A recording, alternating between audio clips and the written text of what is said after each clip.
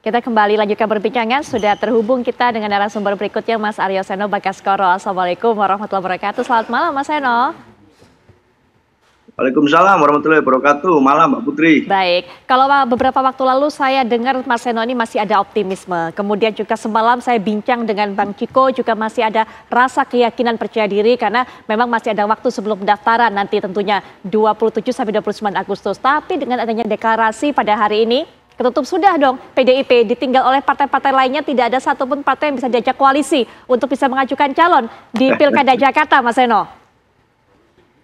Ya, kita senyum-senyum aja Mbak, artinya melihat semua partai politik berderet-deret bersama-sama mendukung satu pasangan calon. Buat kami itu adalah hak dari setiap partai politik yang punya otonomi dan independensinya. Selama memang betul independensi itu berasal dari dalam partai politik masing-masing. Buat kami menghormati keputusan semua partai politik yang lain. Karena kami percaya bahwa kadang-kadang memang PDI Perjuangan ini berada di fase sejarah yang harus anti mainstream. Jadi kalau kata Bung Karno, boleh itu kemudian semua berbondong-bondong, tapi harus terbang tinggi sendiri seperti Raja Wali. Jadi kadang-kadang memang kami anti mainstream dan harus seperti itu. Nah, dalam konteks ini kami percaya bahwa kenapa kami sampai hari ini belum mengambil keputusan dan kami di fait accompli terus seakan-akan kalau tidak bergabung maka tidak bisa mengusung calon karena memang persyaratannya begitu dan semua kekuatan besar itu menyatu menjadi satu. Tetapi kami melihat bahwa itu sebenarnya harapan rakyatlah yang kami godok. Kenapa? Karena dari berbagai survei yang muncul, dari diskursus publik yang muncul, harusnya Pilkada Jakarta ini sangat kompetitif. Tidak hanya memunculkan satu pasangan calon. Kalau kita melihat berbagai survei yang ada, selalu ada setidaknya 3 nama yang berkompetisi secara elektoral, secara kuantitatif di dalam berbagai lembaga survei. Ada Pak Anies di situ, ada Pak Ahok di sana, lalu ada Pak Ridwan Kamil. Sehingga skenario bicara tentang situasi kekuatan politik super yang tidak memungkinkan pasangan calon lain muncul itu sebenarnya berlawanan dengan kehendak rakyat yang ada di Jakarta. Saya tidak mengatakan bahwa kami anti kotak kosong atau anti calon independen. Karena apa? Di berbagai kesempatan di kota-kota lain mungkin terjadi kotak kosong atau calon independen. Kenapa? Karena nama kompetitor yang muncul sangat tinggi di survei. 70%, 60%, ada yang sangat tinggi sehingga calon lain tidak berani muncul. Tapi di Jakarta kan berbeda. Dinamikanya sangat tinggi, kompetisinya di dalam survei ini sangat terbaca jelas, diskursus publiknya jelas. Tapi realitas politiknya hari ini, per malam ini, tidak ada calon lain yang bisa muncul selain pasangan yang sudah dideklarasikan Kim+, kecuali calon independen yang juga menyimpan segudang masalah akhir-akhir ini di kalangan netizen di warga Jakarta terkait pencatutan KTP, NIK, dan seterusnya. Maka dari itu kami hari ini masih terus menajamkan berbagai opsi. Kami berharap tentu saja akan ada terobosan sehingga kami dapat melakukan kerjasama politik. Kami sudah mensimulasikan dan menyiapkan nama-nama. Mas Anies Baswedan termasuk di dalam skenario itu, Pak Ahok kita coba simulasikan, nama wakil-wakil dari kader PDI Perjuangan kita siapkan, termasuk Mas Hendy, termasuk ada nama Pak Aswar Anas dan seterusnya yang sedang kita simulasikan.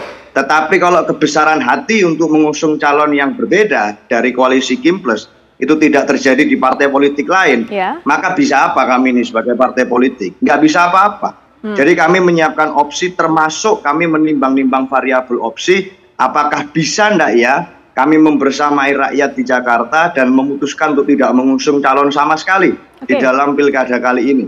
Agar kemudian karena tidak ada konsekuensinya bagi partai politik, aturannya memungkinkan. Itu semua lagi kita pertimbangkan dengan mencermati dinamika terbaru. Begitu Mbak Putri. Baik, Mas Angga juga ingin kita dengar suaranya. Karena Pak Anies kemudian terhenti, tidak ada partai yang bisa mengusungnya dalam pilkada mendatang. Iya, Pak Anies sendiri sampai hari ini masih optimis ya. Karena tadi seperti yang disampaikan Mas Seno juga dan berbagai macam survei bilang bahwa Pak Anies itu salah satu yang diinginkan sama masyarakat Jakarta gitu. Kalau kita bicara bahwa survei adalah gambaran dari aspirasi masyarakat gitu ya. Bahwa Pak Anies, Pak Ahok, Pak Ridwan Kamil itu adalah 3 besar orang yang diinginkan oleh masyarakat Jakarta. Dan masyarakat Jakarta kan tentunya butuh pilihan-pilihan terbaik gitu, bukan pilihan-pilihan sisa gitu ya. Sehingga Pak Anies sendiri masih optimis bahwa tanggal 29 kan batas akhirnya gitu, bukan sekarang gitu. Tanggal 29 batas akhirnya, kita lihat situasinya seperti apa. Karena kalau mau flashback sedikit, 2017 pun, 2016 waktu itu, Pak Anies itu baru ditetapkan jadi calon gubernur, itu kalau nggak salah jam 4 subuh. Di mana besoknya adalah hari terakhir pendaftaran. Sehingga bisa jadi menjelang 29 juga terjadian gitu. Dulu Pilpres juga kita tahu udah ada yang siap pakai baju, ternyata wakilnya ganti gitu. Dan politik Indonesia kan selalu seperti itu ya. Kemarin 2024 juga ada Prabowo, Erick Thohir dan segala macamnya, di akhir ada Prabowo Gibran pada akhirnya. Ada Anies Ahaye, di akhirnya Anies Muhaimin gitu. Jadi politik Indonesia itu sangat dinamis dan Pak Anies masih tetap optimis bahwa tanggal 29 itu batas akhirnya. Nah, nanti setelah tanggal 29, kalaupun misalnya maju atau tidak maju gitu, ya itu kita bisa bicarakan berikutnya. Tapi sampai hari ini Pak Anies ketemu masyarakat masih antusias, masyarakat masih berharap gitu. Dan mungkin reaksi-reaksi di media sosial gitu ya, ketika ada deklarasi dan segala macamnya, statement-statement publik itu kan juga ada keengganan gitu. Ada kayak masyarakat tuh nggak bayangin kok kita cuma dapatnya pilihan sisa sih gitu. Ada RK, ada Pak Suswono, sekarang udah deklarasi, ada calon independen yang tadi sempat disampaikan juga ada masalah di mana kok bisa anaknya Pak Anies KTP-nya itu nggak masuk di akal sih kira-kira gitu. Masa ayahnya mau jadi calon gubernur tiba-tiba, kan calon independen itu kan, saya waktu punya pengalaman juga nyari calon independen, kan harus isi formulir sendiri, tanda tangan basah gitu. Kok bisa anaknya Pak Anies gitu ngisi formulir dan tanda tangan basah untuk dimajukan ke sana, dan itu kan juga penting bahwa jangan sampai suaranya masyarakat Jakarta nih gitu, di mana ada aspirasi yang sangat besar itu jadi nggak nyambung sama kepentingan elitnya gitu. Itu kan juga yang jadi, lalu buat apa partai politik itu ada kalau bukan buat agregasi kepentingan masyarakat kira-kira itu. Nah, itu yang ditunggu juga kayaknya 29 ini jadi hal-hal yang bikin deg-degan kita semua. Apakah situasi-situasi yang pernah terjadian kemarin itu kejadian lagi? Atau mungkin seperti menunggu seperti dikatakan oleh Mas Hensat, ada memberikan posisi kepada Mas Kaisang, kemudian ada partai juga yang bisa balik kanan dan juga memberikan dukungan kepada Pak Anies begitu. Nah, kalau itu saya nggak bisa berkomentar ke arah situ, tapi kita yakin tikungan-tikungan di politik Indonesia itu selalu kejadian. Tikungan-tikungan di detik-detik akhir, terus tiba-tiba berubah segala macam tuh kocokannya selalu adalah, dan itu dari 2017, 2019, 2024 kejadian. Kita lihat aja nanti. Oke, Mas Seno, Mas Angga tadi berharap masih terjadi seperti yang lalu-lalu. Ada Valentino Rossi yang menyalip di tikungan begitu kan, kemudian menghasilkan kejutan-kejutan sehingga akhirnya PDIP mungkin bisa mengajukan calonnya dan mungkin juga bisa mengajukan yang salah satu namanya tadi Pak Anies Baswedan juga masuk dalam radar dari PDI Perjuangan. Bagaimana kemudian, termasuk juga sejauh ini seperti apa sih komunikasinya PDIP dengan Pak Anies ini? Ya, janur kuning kan belum melengkung secara resmi. Kami menganggap baru resmi betul kalau itu sudah batas akhir pendaftaran KPU dan sudah didaftarkan. Artinya kami masih berharap ada terobosan politik, ada keberanian untuk teman-teman partai politik lain mengambil langkah yang anti mainstream itu tadi. Tetapi tentu kita menghormati nanti apapun hasil keputusan akhirnya. Sebagaimana kami pun juga berharap dihormati langkah politik kami nantinya. Apakah memutuskan seperti apa. Tetapi tentu kami tetap berharap bahwa kita ingin mengusung satu pasangan calon di Jakarta, karena itu akan melakukan dinamisasi di dalam pemilu. Akan menjadi sangat tidak menarik kalau pemilu nanti diikuti oleh calon yang berbeda gambarannya dengan aspirasi masyarakat yang tertangkap di dalam survei. Apa rasanya hambar sekali Pilkada Jakarta yang menjadi etalase politik nasional, menjadi gravitasi politik nasional kalau seperti ini. Seakan-akan pilihan rakyat, suara hati rakyat itu dikooptasi, diambil alih menjadi semacam konsensus elit saja. Semua penunjukan langsung, ini yang menjadi gubernur, ini yang jadi wakil gubernur. Akan bahaya sekali kalau begitu. Kenapa? Karena pemilu kita maknanya akan jadi semakin berkurang. Maka komunikasi intensif hari ini terus kami lakukan dengan semua pihak. Dengan Pak Anies secara informal, tentu itu sudah lama terjadi. Sejak Pilpres 2024 kita punya concern yang sama tentang nepotisme, tentang pemilu yang harusnya lebih baik, tentang demokrasi substansial, bukan sekedar memenuhi asas prosedural. Kita punya concern yang kurang lebih sama di dalam irisan konteks tersebut. Dan artinya komunikasi informal terus berjalan. Di dalam pemilu pun nama Pak Anies salah satu yang disebutkan oleh DPD PDI Perjuangan Jakarta, sehingga kami godok dengan matang. Termasuk nama-nama kader internal kami yang ini rekam jejak politiknya, portofolio politiknya bisa dibaca dengan jelas oleh publik. Ini kami lakukan persiapan terus, tetapi tentu sekali lagi tidak bisa bolanya diserahkan hanya pada kami sendirian. Bagaimanapun Jakarta sangat unik karena tidak ada satupun partai politik yang bisa mengusung sendiri. Harus ada kerjasama politik. Sehingga kami berharap dengan PKB kita komunikasi, dengan teman-teman partai lain yang kita juga komunikasi. Karena bagi kita logika pilkada harusnya beda dengan pilpres, kecuali ada satu extraordinary power yang bisa mereplikasi suasana pilpres di dalam pilkada. Begitu Mbak Putri. Mas Seno berharap, Mas Hensat, masih ada partai yang berani kemudian mengambil langkah anti mainstream dan juga bisa bergabung dengan PDI Perjuangan untuk mengusung calonnya. Memangnya ada, bakal ada seperti itu? Iya, sebetulnya kita lihat sekarang politiknya itu masnya ini adalah kekuasaan, power, atau masnya ini adalah memang politik dalam artian seni untuk berkuasa.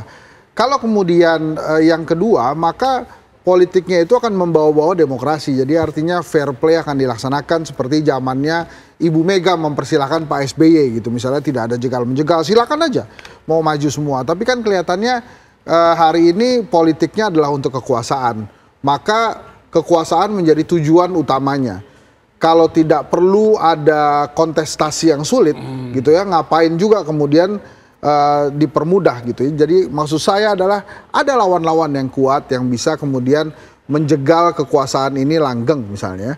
Ada lawan-lawan yang memang dipilih oleh rakyat yang memang menginginkan kontestasi yang fair play. Tapi kan nampaknya kekuasaan yang saat ini berkuasa tidak menginginkan itu terjadi. Jadi dipilihlah orang-orang yang boleh berkuasa. Dan memang tidak salah juga karena undang-undang sudah mengisyaratkan silakan partai politik yang menentukan. Dan partai politik sudah menentukan calonnya sebagian besar ini adalah tokoh yang elektabilitasnya 18%. Gitu ya, melawan tokoh yang independen atau perorangan. Ya itu sudah diputuskan oleh partai politik. Menjadi catatan sejarah, ya akan menjadi catatan sejarah. Makanya saya berkali-kali mengusulkan mungkin kalau nanti setelah selesai pilkada, undang-undangnya diubah aja, ada batasan atas. Jadi nggak semuanya partai politik harus ramai-ramai mendukung sosok tertentu tanpa menyisakan koalisi yang lain. Gitu. Jadi kalau sekarang 20% ya atasnya 45%, sehingga pada suatu saat nanti sorry kita nggak bisa lagi nambah partai koalisi karena sudah 45% berdasarkan undang-undang, Anda harus membuat koalisi yang lain. Tapi kemudian garis bawahnya Mbak Putri Viola, apakah kemudian suara rakyat didengarkan? Didengarkan sebagian lagi ya enggak, 18% didengarkan. Tapi ya lagi-lagi kalau ditanya, ini kan sekarang nih dalam demokrasi ada sebuah jawaban yang sering kali kita dengarkan, yang kami langgar aturan apa? Dan di sini memang tidak ada aturan yang dilanggar. Ini tentang pilihan partai politik dan pilihan penguasa aja. Jadi kalau kemudian Mas Anies per hari ini nggak bisa maju, kemudian PDI Perjuangan per hari ini belum bisa mencalonkan calon, yaitu nasibnya. Jadi ya per hari ini saya harus mengucapkan selamat kepada Ridwan Kamil dan Pak Suswono yang sudah deklarasi tadi. Sebelum Bang Kodari juga memberikan pandangannya, kita harus mengucapkan terima kasih juga untuk Mas Seno. Mas Seno, terima kasih sudah bergabung dalam perbincangan ini, walaupun waktunya sangat terbatas. Kemudian juga selamat melanjutkan kegiatan berikutnya, Mas Seno. Terima kasih sekali. Terima kasih semuanya. Baik, Mas Seno, terima kasih. Semuanya. Bang Kodari, gimana Bang Kodari melihat ini juga? Jadi Bu, ini sebenarnya berbeda dengan suara harapan warga Jakarta yang kita ini selama ini lihat dari hasil survei-survei. Ya, saya kira kita semua ya publik, para pelaku politik harus ingat bahwa sistem yang kita miliki namanya sistem demokrasi perwakilan. Jadi demokrasi itu tidak sepenuhnya selalu dijalankan secara langsung, tetapi juga diwakili oleh partai politik. Dan jangan lupa ya, kalau partai politik misalnya dianggap cedera atau berbeda dengan rakyat, sebetulnya partai politik ini kan ada di sana pilihan rakyat juga gitu. Kursi-kursi yang ada sekarang itu yang dipegang oleh Golkar, dipegang oleh PAN dan yang lain-lain yang mengajukan paslon ini juga yang milih adalah rakyat. Jangan dilupakan, jangan dikatakan bahwa apa yang dipilih oleh teman-teman di partai politik ini bukan pilihan rakyat dan berbeda dengan rakyat. Ya, tapi jadi jauh Bang Kodari. Iya, sebentar saya selesaikan dulu. Kita bicara dalam politik yang perwakilan ini ada dua sisi atau ada tahapan mengajukan calon, ada tahap memilih calon begitu. Untuk mengajukan calon, menunya itu porsi terbesar di partai politik, tapi untuk memilih siapanya nanti ada di masyarakat gitu. Itu keniscayaan dari sistem demokrasi modern ya. Kita kan bukan sistem demokrasi ala Athena yang penduduknya masih sedikit yang bisa langsung. Saya kira pasti semua sistem itu ada lebihnya, ada kurangnya. Itulah kondisinya. Tetapi begini juga, saya Mas Seno udah pergi ya. Gini, kalau PDI Perjuangan kita bersama rakyat, kita mau survei yang calon yang ada di survei itu yang kita ajukan. Survei SMRC barusan nih, coba nanti pemirsa cari ya.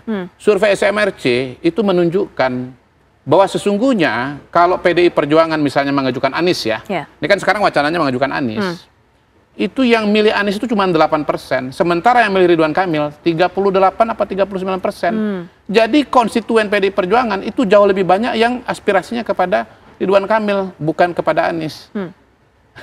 Baik. Udah, saya sampai di situ aja. Saya sampai di situ aja, cukup. Kalau misalnya PDI Perjuangannya ngajuin Anies, tapi saya tuh kalau PDI Perjuangannya pada hari ini kan wacananya PDI Perjuangan mengajukan Anies. Misalnya PDI Perjuangan ngajuinnya Rano Karno terus PKB-nya lain mungkin beda soal. Iya, kan saya udah katakan per hari ini PDI Perjuangan mengajukan Anies. Dari tadi mengajukan Anies.